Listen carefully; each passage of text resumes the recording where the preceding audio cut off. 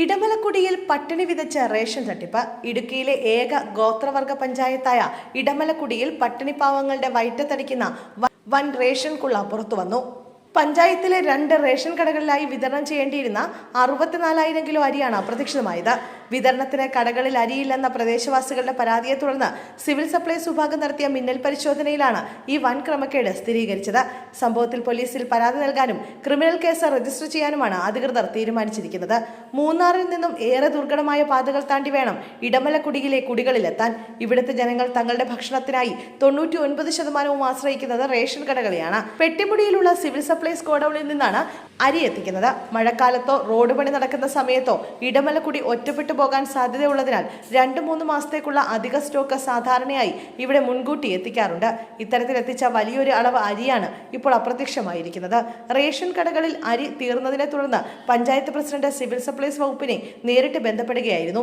വകുപ്പ് ഉദ്യോഗസ്ഥർ സ്ഥലത്തെത്തി നടത്തിയ പരിശോധനയിൽ ഞെട്ടിക്കുന്ന വിവരങ്ങളാണ് ലഭിച്ചത്.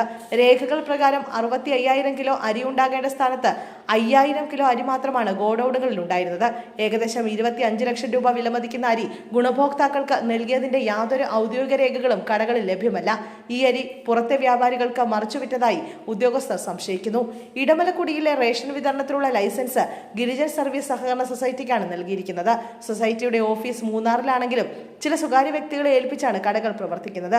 ഉൾവനത്തിനുള്ളിലായതിനാൽ സൊസൈറ്റി ഭാരവാഹികൾ നേരിട്ടെത്തി പരിശോധന നടത്താറില്ലാത്തത് ഇത്തരം തട്ടിപ്പുകൾക്ക് വഴിയൊരുക്കി. 2024-ലും സമാനമായ രീതിയിൽ ഇവിടെ റേഷൻ തട്ടിപ്പ് നടന്നിരുന്നുവെന്നും അന്ന് ചില ജീവനക്കാരെ സസ്പെൻഡ് ചെയ്യുന്നതല്ലാതെ കർശനമായ നിയമ നടപടികൾ ഉണ്ടായില്ല. നിലവിൽ സഹകരണ വകുപ്പ് ജോയിന്റ് രജിസ്ട്രാർ സംഭവത്തിൽ അന്വേഷണം ആരംഭിച്ചിട്ടുണ്ട്. തട്ടിപ്പിൽ വ്യക്തികൾക്കോ സംഘടനകൾക്കോ പങ്കുണ്ടെന്ന് കണ്ടെത്തിയാൽ ക്രിമിനൽ കേസെടുക്കുമെന്ന് സിവിൽ സപ്ലൈസ് വിഭാഗം അറിയിച്ചു. ഗിരിജൻ സഹകരണ സംഘ സെക്രട്ടറിയുടെ പേരിലാണ് റേഷൻ കടയിലെ ലൈസൻസ് എങ്കിലും ഈ വിഷയത്തിൽ ഔദ്യോഗികമായി പ്രതികരിക്കാൻ അദ്ദേഹം ഇതുവരെ തയ്യാറായിട്ടില്ല.